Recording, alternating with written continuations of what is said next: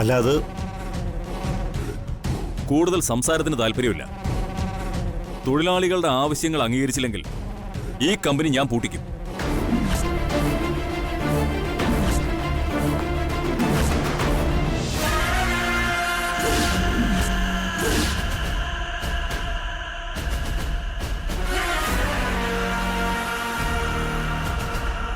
അങ്ങനെ ഒറ്റയടിക്ക് കമ്പനി പൂട്ടിക്കെന്നും പറഞ്ഞങ്ങ് പോയാലോ?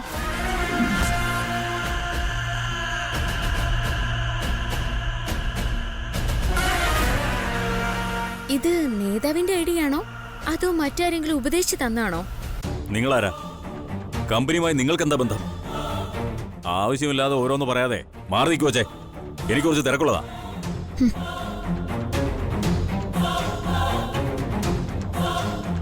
തിരക്ക് പിടിച്ച് നേരെ ചെല്ലുന്നത് ദക്ഷയുടെ അടുത്തേക്കാവും അല്ലേ?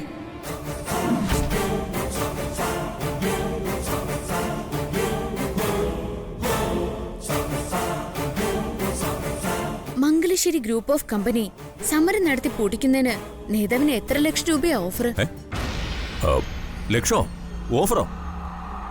ആരാ പറഞ്ഞത്? വെറുതെ അനാവശ്യം പറയല്ലേ.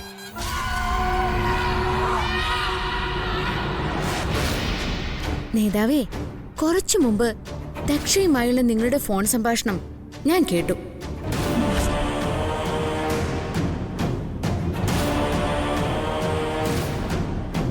പെട്ടെന്ന് കമ്പനിയിൽ ഇങ്ങനൊരു സമരം. അപ്പോഴെനിക്ക് സംശയം തോന്നിയത്.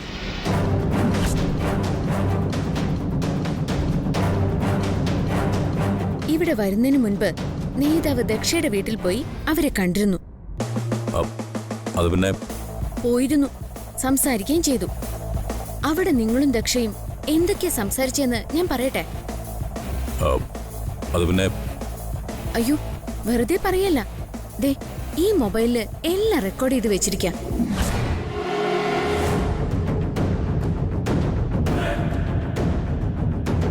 ഞാനവിടെ ഉണ്ടായിരുന്നു.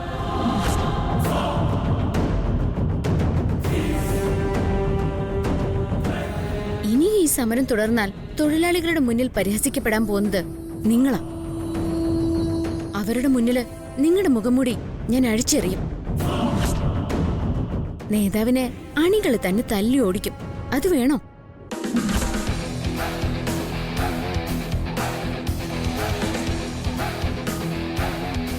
അത് വേണ്ടെങ്കിൽ ഞാൻ പറയുന്നത് നേതാവ് അനുസരിക്കണം. ഇപ്പൊ തന്നെ ഈ സമരം അവസാനിപ്പിക്കണം.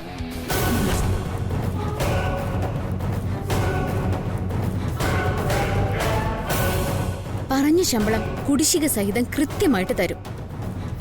ആ കാര്യത്തിൽ വാക്ക് മാറില്ല. ഇവിടെ നിന്ന് പെട്ടെന്നൊരു മറുപടി വേണ്ട. നേതാവ് ശരിക്കും ആലോചിച്ചിട്ട് മതി. എന്നിട്ടൊരു തീരുമാനം എടുക്ക.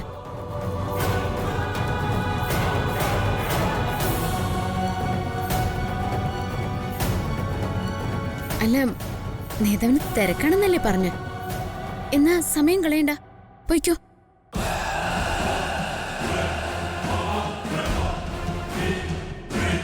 നേതാവ് സ്വന്തം ഭാവി നോക്കുന്ന ആളാണെന്ന് എനിക്കറിയാം. അപ്പൊ പോസിറ്റീവായ തീരുമാനം നേതാവ് എടുക്കൂ. എനിക്ക് ഉറപ്പുണ്ട്.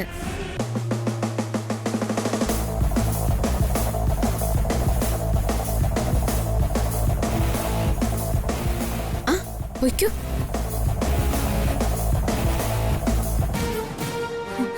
ലച്ചു, നീ രക്ഷിച്ചത് സഞ്ജുവിനെ എന്നെ മാത്രമല്ല, ഈ മംഗലശ്ശേരി കുടുംബത്തെയാ. താങ്ക്സ് ലച്ചു. മോളോട് എങ്ങനെ നന്ദി പറയേണ്ടതെന്ന് എനിക്കറിയില്ല. നന്ദിയോ? എന്തിനാ അതൊക്കെ? എനിക്ക് കഴിയുന്ന കാര്യം ഞാൻ ചെയ്തു, അല്ലാതെ എന്താ? ഇനി എനിക്ക് ഒരാളെ കൂടി ഒന്ന് കാണണം. ആരെയാ ഇപ്പൊ കാണുന്ന? ആ ദക്ഷേ. അച്ഛാ, അത് വേണോ? വേണം. ഞാനൊന്ന് കണ്ടിട്ട് വരട്ടെ.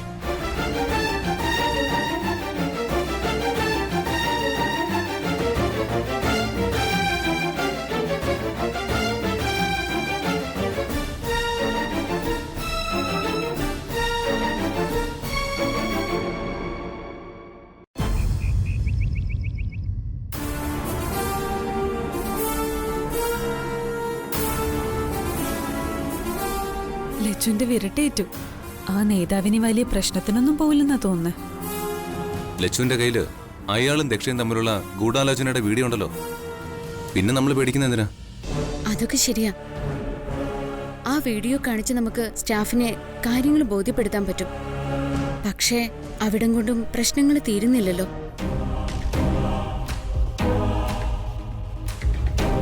ഇപ്പോഴത്തെ ശമ്പള കുടിശ്ശിക ചേച്ചിയുടെ അച്ഛൻ അറേഞ്ച് ചെയ്ത് കൊടുക്കാമെന്നും പറഞ്ഞു. എന്നാലും കമ്പനി പ്രോഫിറ്റിലല്ലോ. അതല്ലേ ആദ്യം പരിഹരിക്കണ്ടേ?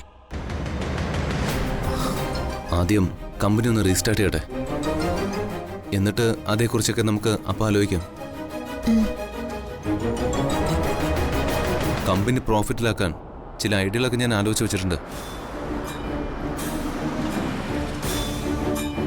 അക്കൗണ്ടന്റ് ഗണേഷ് ആണല്ലോ വരുന്നത്.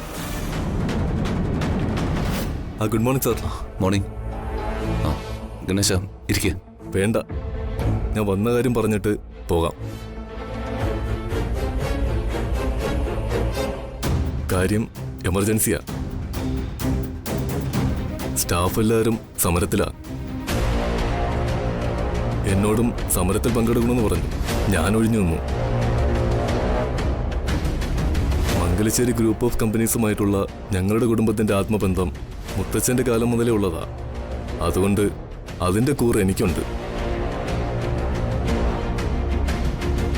എന്നെ കമ്പനിയിലെ വെറും അക്കൗണ്ടന്റ് ആയിട്ടല്ല സാർ എന്നെ കണ്ടിരിക്കുന്നതെന്ന് എനിക്കറിയാം.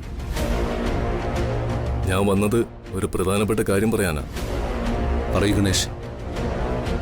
എന്ത് കാരണമെന്നറിയില്ല, നമ്മുടെ അക്കൗണ്ട്സ് എല്ലാം ബാങ്ക് ഫ്രീസ് ചെയ്തിരിക്കുക.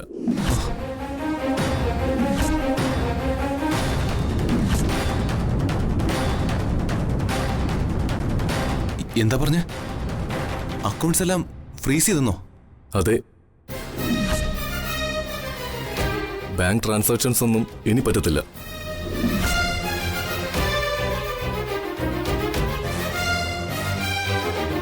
ഒരു രീതിയിലും നമ്മുടെ കമ്പനിക്ക് മുന്നോട്ട് പോകാൻ പറ്റാത്ത അവസ്ഥയാണ് ഇപ്പോഴുള്ളത്.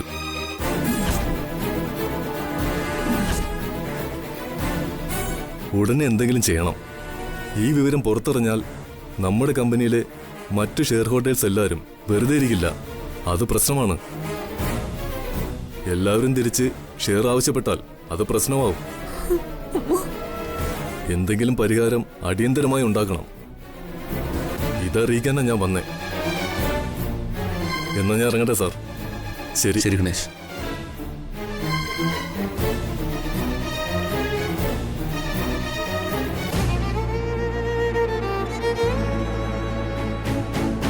സഞ്ജു, എന്താ എന്താ പറ്റിയ?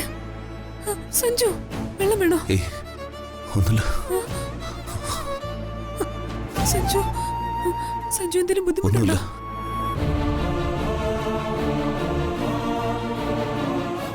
ഒരു പ്രശ്നം പരിഹരിക്കുമ്പോൾ മറ്റൊന്ന്.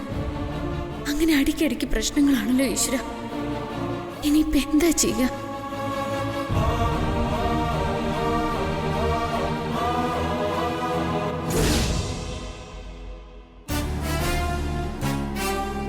എന്തായാലും ഒന്നും നമ്മൾ ഉദ്ദേശിച്ച രീതിയിൽ നേരെ മുന്നോട്ട് പോകും തോന്നുന്നില്ല. മംഗലശ്ശേരി കുടുംബക്കാരെയൊക്കെ തകർത്തെറിയാനുള്ള ദേഷ്യം ദക്ഷയ്ക്കുണ്ട്. പ്രഭ ഓരോന്ന് പറയുന്ന കേൾക്കുമ്പോ എനിക്ക് പേടി തോന്നുവാ. കേട്ടിട്ട് എന്തായാലും വലിയ കഷ്ടമായി പോയി. ആ കമ്പനിയും ബിസിനസ്സും കൂടെ തകർന്ന എങ്ങനെ മുന്നോട്ട് പോവാനാ? ഞാനും അത് തന്നെ ആലോചിക്കുന്നേ. എനിക്കിപ്പം ടെൻഷൻ നമ്മുടെ മോള് ശ്രീകുട്ടിയെ ഓർത്താ. അവള് പ്രഗ്നന്റ് അല്ലേ? ജനിക്കാൻ പോകുന്ന കുഞ്ഞിന്റെ ഭാവി എന്താവും? എനിക്കതൊക്കെ ഓർക്കുമ്പോ സങ്കടം വരുവാ പ്രഭേ. താൻ ടെൻഷനാവൊന്നും വേണ്ട. എല്ലാം നേരെയാവുമെന്ന് എന്റെ മനസ്സ് പറയുന്നുണ്ട്. നേരെയാവാനോ? എങ്ങനെയല്ല നേരെയാവുന്നത്? സഞ്ജുവിനും എന്റെ കുടുംബത്തിലും അടിക്കടി പ്രശ്നങ്ങളല്ലേ നടന്നുകൊണ്ടിരിക്കുന്നത്. ആദ്യം അമ്മയുടെ ദുർമരണം, പിന്നെ കവിതയുടെ അറസ്റ്റ്. എല്ലാം എന്റെ കുടുംബത്തില്. എല്ലാം ദുർനിമിത്തങ്ങളാ. സത്യത്തില് നമ്മൾ ശ്രീകുട്ടി അവിടേക്ക് തിരിച്ചയച്ചത് തെറ്റായി പോയെന്നാ എനിക്ക് തോന്നുന്നത്. അത് പിന്നെ ഭർത്താവിന്റെ അടുത്തല്ലേ ഭാര്യ നിൽക്കേണ്ടത്? അത് നാട്ടു നടപ്പ്. ഇപ്പൊ മംഗലശ്ശേരിയിൽ അതല്ലല്ലോ അവസ്ഥ. ഈ പ്രശ്നത്തിന്റെയും ബഹളത്തിന്റെ ഇടയിൽ നമ്മുടെ മോളും കൂടെ എന്തിനാ വിഷമിക്കുന്നത്? അവിടെ ഉള്ളിൽ ഒരു കുരുന്ന ജീവൻ ഉള്ളതാ. അമ്മ ടെൻഷനായ ആ ടെൻഷൻ മുഴുവൻ കുഞ്ഞും കൂടെ അനുഭവിക്കുന്നത്. ഇതിൽ കൂടുതൽ ഇനി ഒന്നും ആലോചിക്കാനില്ല. എനിക്ക് തോന്നുന്നതേ നമ്മുടെ സ്വാതി മോളെ നമുക്ക് ഈ വീട്ടിലേക്ക് തന്നെ തിരിച്ചു കൂട്ടിക്കൊണ്ട് വന്നാലോന്നാ. കാഞ്ചന എന്തൊക്കെയാ ഈ പറയുന്നേ? അല്ലാതെ നമ്മുടെ മോളും കൂടി ഇതൊക്കെ അവിടെ കിടന്ന് അനുഭവിക്കുന്ന എന്തിനാ പ്രഭേ? ഇതിനുള്ള ഉത്തരവാദി സ്വാതിയൊന്നും അല്ലല്ലോ, പിന്നെന്താ? കാഞ്ചനെ, ഒരു കുടുംബജീവിതം ആവുമ്പോ ഇങ്ങനെയും ചില പ്രതിസന്ധി ഘട്ടങ്ങളൊക്കെ വരും.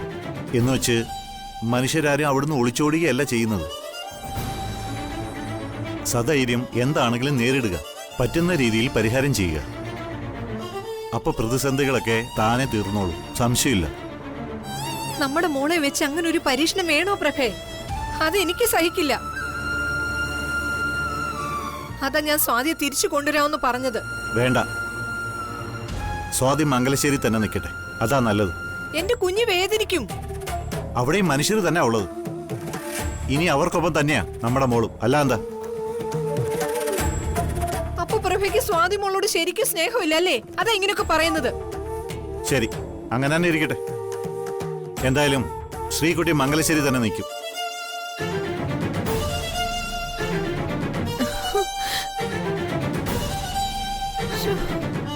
ഈശ്വര, ഇതെന്തൊരു ദുർവിധിയാ!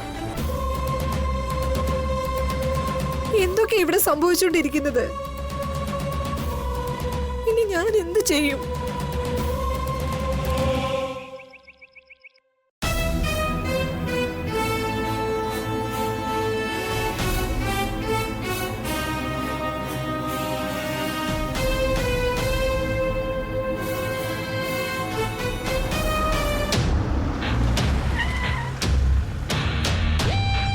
ആരോ വന്നല്ലോ. ആരോ നോക്കാമോ? അമ്മയും മുത്തശ്ശനും ആയിരിക്കും. ഗോവിന്ദ അവരും കൊണ്ട് ഡോക്ടറിനെ കാണാൻ പോയതാ.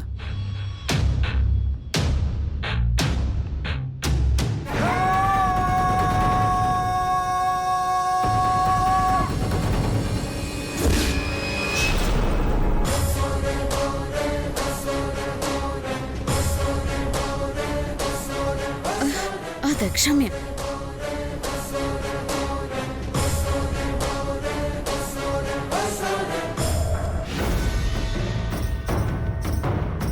നിങ്ങളിപ്പോ എന്തിനാ ഇങ്ങോട്ട് വന്നത്?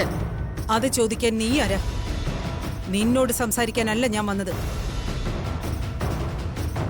സഞ്ജുവിനെ കാണാനാ ഞാൻ വന്നത്. നിങ്ങൾക്ക് എന്താ വേണ്ടത്? ഇനി ആരുടെയെങ്കിലും ശവം കാണാനാണോ വന്നത്? ശവമായ വന്ന് കാണാതിരിക്കാൻ പറ്റില്ലല്ലോ.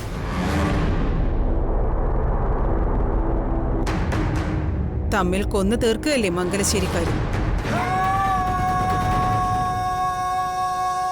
സഹോദരി സഹോദരനെ, മകൾ അമ്മയെ. ഇതിലൊന്നും എനിക്ക് പങ്കില്ല. പക്ഷേ ഇനിയും അതൊരു തുടർക്കഥയാവും.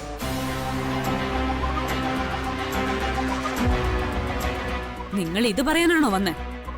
കൊല്ലുന്നതും ചാവുന്നതും ഒക്കെ ഞങ്ങളല്ലേ. ഞങ്ങൾ അതങ്ങ് സഹിച്ചോളാം. നിങ്ങളൊന്ന് പോവാൻ നോക്ക്. പോകാൻ വന്നതല്ല, വാങ്ങാൻ വന്നതാ. അത് തന്നാ പോയേക്കാം. നിങ്ങളുടെ എന്തെങ്കിലും ആരെങ്കിലും ഇവിടെ വാങ്ങി വെച്ചിട്ടുണ്ടോ? അതൊക്കെ ഞാൻ പറയാം. പറയുന്നതിന് മുൻപ് പണിക്കരെയും ശ്രീദേവിയും പിന്നെ ഇവിടെ ഉള്ളത് ആരാണെങ്കിലും അവരെല്ലാം വിളിക്ക്. എന്നിട്ട് ഞാൻ സംസാരിച്ചു തുടങ്ങാം. അമ്മയും മുത്തശ്ശനും ഇവിടെ ഇല്ല. ശരി, മംഗലശ്ശേരി ഗ്രൂപ്പ്സിന്റെ MD ഉണ്ടല്ലോ. ഇവനുമായിട്ടാണല്ലോ എനിക്ക് ഇടപാട്.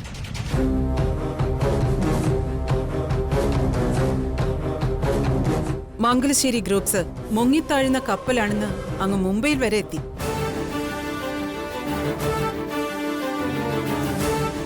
മുംബൈയിൽ ഒരു മാസികയിൽ വാർത്ത കണ്ടിട്ട വർമ്മ സർ എന്നെ വിളിച്ചത്.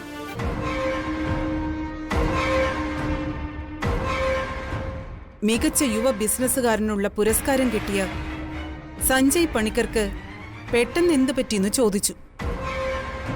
മോളെ നിനക്ക് കെട്ടിച്ചു തരാത്തതിൽ വർമാജി ഇപ്പൊ സന്തോഷിക്കുക. ഇത് ആഘോഷിക്കാനാണോ നിങ്ങൾ ഇങ്ങോട്ട് വന്നേ? എന്റെ വരവ് അതിനല്ല. കമ്പനിയുടെ 25% ഷെയർ ഞങ്ങൾക്കുള്ളതാ. നീ മറന്നെങ്കിലും ദേ ഇവനത് മറന്നിട്ടുണ്ടാവില്ല.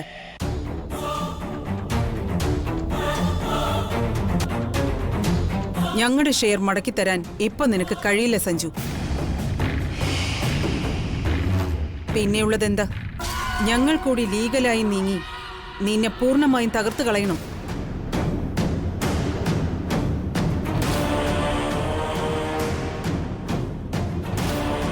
അങ്ങനെ ദൗത്യം പൂർത്തിയാക്കി മടങ്ങിച്ചെല്ലാനാ വർമ്മ സാർ പറയുന്നത്. പക്ഷേ ഞാനതിന് തയ്യാറല്ല. ഞാൻ വന്നത് പരിഹസിക്കാനോ നിന്നെയും നിന്റെ കുടുംബത്തെയും കുളം കുത്താനോ അല്ല. ദക്ഷയുടെ ഈ വരവ് നിനക്കൊരു രക്ഷാമാർഗമായിട്ട്.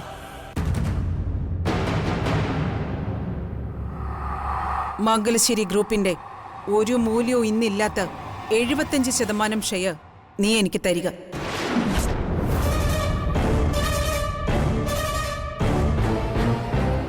പകരം എത്ര കോടിയെ നിനക്ക് വേണ്ടതെന്ന് മാത്രം നീ പറഞ്ഞാ മതി. നിനക്ക് ഞാനത് തരും. ഒരു കാര്യം മനസ്സിൽ വെച്ചോ, ഓട്ട വീണ പായ്ക്കപ്പലിന് ദക്ഷ കോടികളുടെ വിലയിടുന്നത്.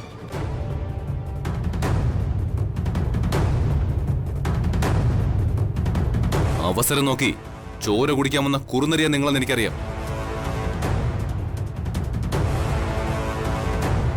എന്റെ സർവ്വതും നഷ്ടപ്പെട്ട പോലും നിങ്ങൾക്ക് ഞാൻ എന്റെ ബിസിനസ് വിട്ടു തരില്ല. മംഗലശ്ശേരിന്ന് ഒരു തരി മണ്ണ് പോലും നിങ്ങൾ കൊണ്ടുപോകില്ല. കടന്നു പോ. നീ ഇപ്പൊ കാണിക്കുന്ന ഈ ആവേശത്തിന് 10,000 മടങ്ങ് വില കൊടുക്കേണ്ടി വരും.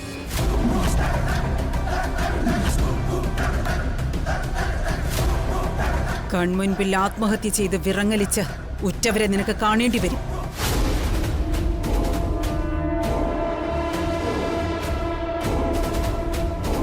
അന്ന് നീ നെഞ്ചു പൊട്ടിക്കരയും. എന്റെ ഈ വാക്കുകൾ ഓർക്കും.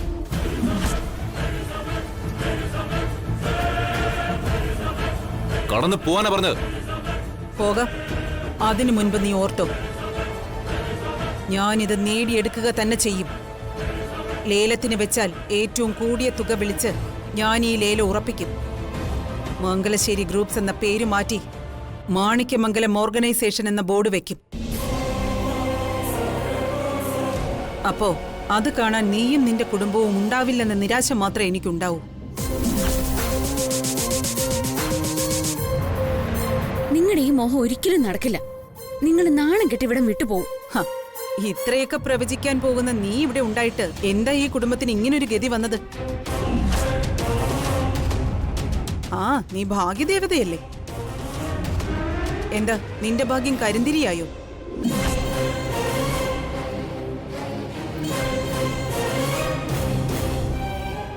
നിന്റെ കോളിനായി ഞാൻ കാത്തിരിക്കും സഞ്ജു.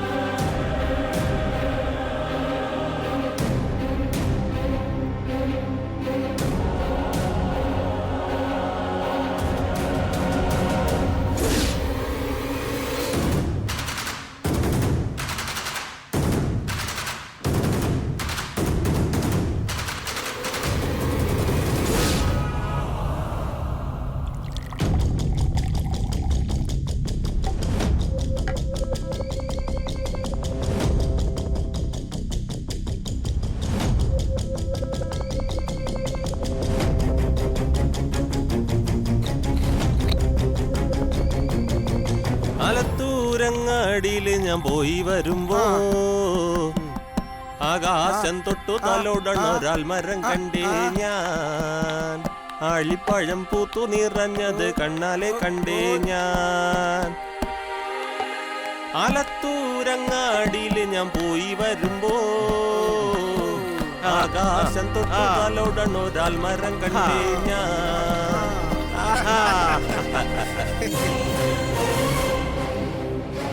നീ ഇപ്പൊ കാണിക്കുന്ന ഈ ആവേശത്തിന് 10,000 മടങ്ങ് വില കൊടുക്കേണ്ടി വരും. കൺമുൻപിൽ ആത്മഹത്യ ചെയ്ത് വിറങ്ങലിച്ച് ഉറ്റവരെ നിനക്ക് കാണേണ്ടി വരും. അന്ന് നീ നെഞ്ചു പൊട്ടിക്കരയും. എന്റെ ഈ വാക്കുകൾ ഓർക്കും. എന്റെ അച്ഛൻ അധ്വാനിച്ചുണ്ടാക്കിയതിനാ നീ വിലയിടുന്ന. നീ ആരാ? നിന്റെ മോളെ എന്റെ തലയെ കെട്ടിവെക്കാൻ നോക്കിയിട്ട് നടക്കാത്തതിന്റെ പക എനിക്ക് വേണ്ടടി നിന്റെ മോളെ.